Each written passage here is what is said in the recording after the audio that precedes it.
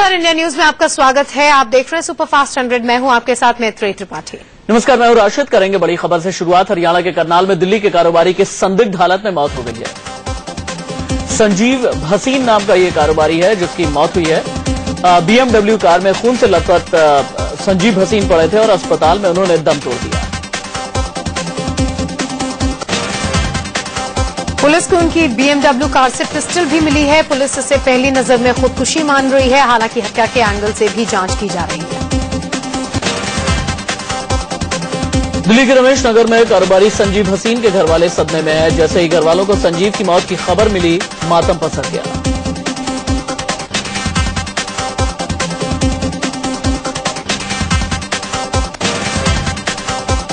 दिल्ली के मुनेरका में north east की एक लड़की की बेरहमी से हत्या कर दी गई। मिजोरम की जूलियट का कत्ल का आरोपी उसका बॉयफ्रेंड फरार है। जूलियट अपने बॉयफ्रेंड के साथ दिल्ली के मुनेरका इलाके में लिव इन में रहती थी। जूलियट पर धारदार हथियार से हमला किया गया था। पड़ोसियों ने जूलियट को कमरे में खून से लथपथ देखा। पुलिस को खबर की गई और उसे सफदरजंग अस्पताल ले जाया गया, लेकिन उसकी मौत हो चुकी थी। दिल्ली से सटे फरीदाबाद में सिरफिरे आशिक ने लड़की के घर में घुसकर पहले उसकी हत्या की और फिर खुद को गोली मारकर खुदकुशी कर ली। ड्यूटी के बाद लड़की जैसे ही घर लौटी, आरोपी उसके पीछे पीछे घर में घुस गया और मारपीट करने के बाद उसे गोली मार दी और फिर अपनी भी जान ले ली।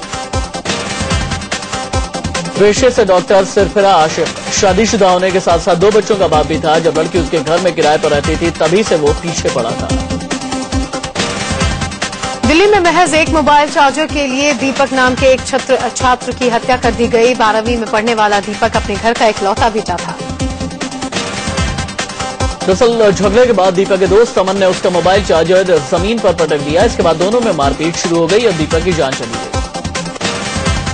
आरोप है कि अमन ने पीट कर दीपक की हत्या कर डाली। पुलिस ने आरोपी दोस्त को गिरफ्तार कर लिया है।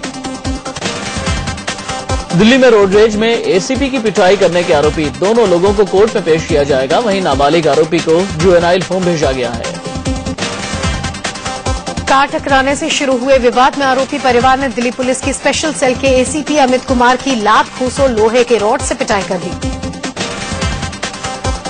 घायल एसीपी एम्स में भर्ती है। वहीं पुलिस ने आरोपी परिवार को कल ही गिरफ्तार कर लिया था। आरोपी परिवार दिल्ली के GK2 इलाके में रहता है। संकल्प आनंद खुदकुशी मामले में गृह मंत्रालय ने जांच के आदेश दे दिए हैं। वहीं संकल्प के पिता और गीतकार संतोष आनंद ने सीबीआई जांच की मांग की है। पुलिस को कार से 10 पन्नों का सुसाइड नोट मिला था, जिसमें 250 करोड़ रुपए के गबन का जिक्र है। आशंका है कि इसी के चलते संकल्प ने पत्नी के साथ खुदकुशी कर ली। सुसाइड नोट के मुताबिक संकल्प किसी जालसाज गिरोह के चंगुल में फंस गया था जो ब्लैकमेल कर रहा था। संकल्प गृह मंत्रालय के संस्थान में लेक्चरर थे। गीतकार संतोष आनंद के बेटे और बहू ने मथुरा रेलवे ट्रैक पर ट्रेन के आगे कूदकर जान दे दी। लेक्चरर की 4 साल की बेटी बच गई है। गाजियाबाद में कांग्रेस नेता और पूर्व पार्षद हरिमोहन पर बदमाशों ने जानलेवा हमला कर दिया। गंभीर हालत में उन्हें अस्पताल में भर्ती कराया गया है। गाजियाबाद के पौष इलाके शास्त्री नगर इलाके में यह वारदात हुई। हरिमोहन अपनी गाड़ी पार कर रहे थे, तभी बदमाशों ने उन पर अंधाधुंध गोलियां चला दी। पीड़ित के घर वालों ने रंजिश की आशंका जताई है। पुलिस हरिमोहन के होश में आने का इंतजार कर रही है ताकि आरोपियों के बारे में जानकारी मिल पाए। पाकिस्तान और चीन से तनातनी के बीच आज तीनों सेना प्रमुखों के साथ पीएम नरेंद्र मोदी अहम बैठक कर रहे हैं। बैठक में गृहमंत्री राजनाथ सिंह और रक्षा मंत्री अरुण जेटली भी मौजूद हैं। देश के टॉप कमांडर्स के साथ पीएम की यह पहली बैठक है। बैठक में पाकिस्तान और चीन की तरफ से सीमा पर होने वाली हरकत पर रणनीतिक चर्चा हो रही है। डीजी जयंत चौधरी ने यह आशंका जताई है। एनएसजी के डीजी जयंत चौधरी के मुताबिक अलकायदा, इंडियन मुजाहिदीन, लश्कर और आईएसआईएस जैसे आतंकी संगठनों से गठजोड़ कर भारत पर हमला कर सकता है। एनएसजी के डीजी जयंत चौधरी ने कहा कि लश्कर के आतंकी गोवा, बेंगलोर और कर्नाटक जैसे बड़े मेट्रो शहरों में आतंकी हमले को अंजाम दे सकते हैं। कश्मीर के बारामूला में हुए धमाके में सेना के 3 जवान जख्मी हो गए। आतंकियों ने बारामूला कुपवाड़ा हाईवे के किनारे आईईडी लगाया था। सेना की गाड़ी गुजरते ही धमाका हो गया। इस आईईडी धमाके में सेना की जैमर गाड़ी भी पूरी तरह से क्षतिग्रस्त हो गई। घायल जवानों में 2 की हालत गंभीर है, जिन्हें श्रीनगर के आर्मी हॉस्पिटल में भर्ती करवाया गया है। चीन ने अरुणाचल प्रदेश में 2000 किलोमीटर लंबी सड़क बनाने की भारत की योजना पर आपत्ति जताई है।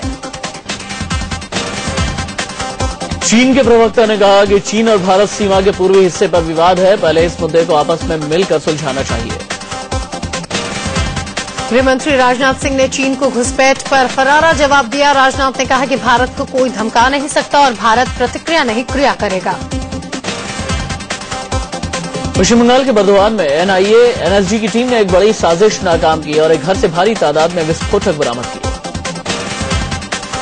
ये विस्फोटक उसी घर से मिले हैं जहां 2 हफ्ते पहले धमाके हुए थे। विस्फोटकों को नदी किनारे डिस्पोज कर दिया गया। पश्चिम बंगाल के मालदा जिले में एक बीड़ी फैक्ट्री में हुए बम धमाके में 3 लोग गंभीर रूप से घायल हो गए। फैक्ट्री में बीड़ी बनाने की आड़ में बम बनाए जा रहे थे। फैक्ट्री में हुआ धमाका इतना जबरदस्त था कि फैक्ट्री की छत भरभरा कर गिर पड़ी। तस्वीरों में मलबा देखकर आप धमाके की तीव्रता का अंदाजा लगा सकते हैं। फैक्ट्री में धमाका उस समय हुआ जब पुलिस की रेड के दौरान जल्दी जल्दी बम हटाए जा रहे थे। पुलिस ने खुफिया जानकारी मिलने के बाद फैक्ट्री पर रेड डाली थी। जिस फैक्ट्री में बीड़ी बनाने की आड़ में बम बनाए जा रहे थे वो एक टीएमसी नेता के भाई की बताई जा रही है। अब पुलिस इस मामले की जांच में लगी है। लखनऊ में आरएसएस की 3 दिनों की राष्ट्रीय कार्यशाला शुरू हो गई है। संघ प्रमुख मोहन भागवत के अलावा सैकड़ों प्रतिनिधि पहुंचे हैं। बीजेपी अध्यक्ष अमित शाह भी आने वाले हैं। खबर है कि आरएसएस की इस अहम बैठक में धर्म परिवर्तन, लाभ जिहाद, सीमाओं की सुरक्षा, बांग्लादेशी घुसपैठ और हिंदुत्व के मसले पर चर्चा हो सकती है। आरएसएस की बैठक में आने वाले बिहार और यूपी विधानसभा चुनाव की तैयारियों पर भी मंथन हो सकता है। संघ के पूरे साल भर के रिपोर्ट कार्ड पर भी चर्चा होगी। सूत्रों से खबर है कि शीतकालीन सत्र से पहले पीएम नरेंद्र मोदी कैबिनेट का विस्तार कर सकते हैं। यह पहला कैबिनेट विस्तार होगा। बताया जा रहा है कि नए रक्षा मंत्री के अलावा ग्रामीण विकास और टेलीकॉम जैसे अहम मंत्रालयों को नया मंत्री मिल सकता है। दिल्ली के धौला कुआं गैंगरेप केस में आज सजा का ऐलान होने वाला है। 14 अक्टूबर को 5 आरोपियों को द्वारका कोर्ट ने दोषी ठहराया था।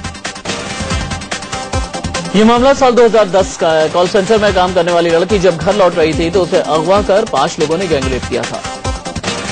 तमिलनाडु की पूर्व मुख्यमंत्री जयललिता की जमानत अर्जी पर आज सुप्रीम कोर्ट में सुनवाई है। कर्नाटक हाई कोर्ट ने बेल देने से इंकार कर दिया था। 10 लाख से अधिक संपत्ति मामले में जयललिता को 4 साल की कैद सुनाई गई है। वो 27 सितंबर से ही बेंगलुरु जेल में बंद है। यौन उत्पीड़न मामले में आसाराम की अर्जी पर जोधपुर सेशंस कोर्ट में सुनवाई है। लड़की नाबालिग है या बालिग, इस पर सुनवाई होनी है।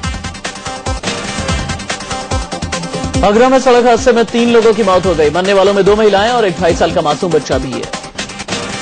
बच्चे के साथ दोनों महिलाएं टेम्पो में सवार थीं। रास्ते में एक गाड़ी ने टेम्पो को टक्कर मार दी जिससे तीनों की मौके पर ही मौत हो गई।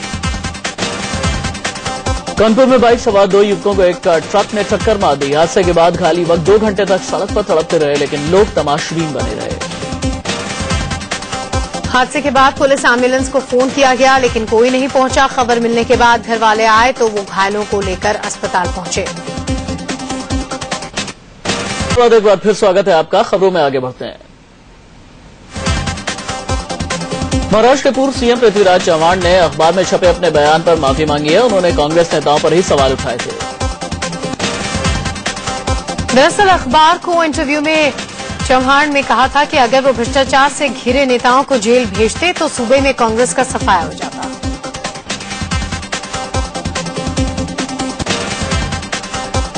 यूपी के कैबिनेट मंत्री गायत्री प्रसाद के बेटे पर अमेठी में जमीन पर अवैध निर्माण कराने का आरोप लगा है जिसे लेकर वकीलों ने प्रदर्शन किया।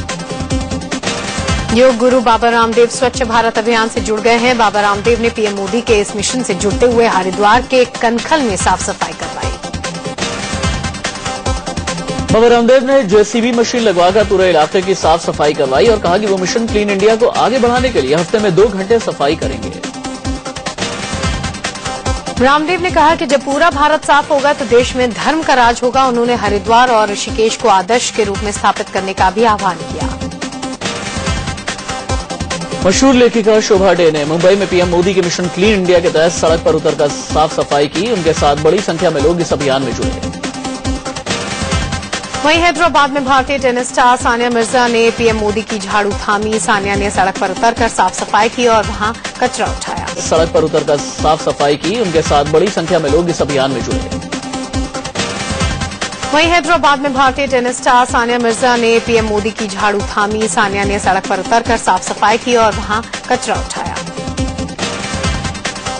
सानिया ने खुद तो साफ सफाई की ही, साथ ही शाहरुख खान समेत अलग अलग क्षेत्र की 8 नामी हस्तियों को सफाई के लिए नॉमिनेट भी किया।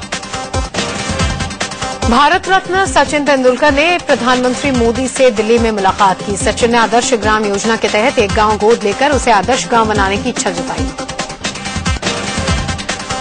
इस मुलाकात के दौरान सचिन तेंदुलकर ने प्रधानमंत्री नरेंद्र मोदी से स्कूल कॉलेजों में खेलों के विकास के लिए काम करने की इच्छा भी जताई। सचिन और पीएम मोदी के बीच स्वच्छ भारत अभियान पर भी चर्चा हुई। सचिन पीएम के स्वच्छ भारत अभियान से जुड़े हैं और लोगों से इसे आगे बढ़ाने की अपील करते हैं।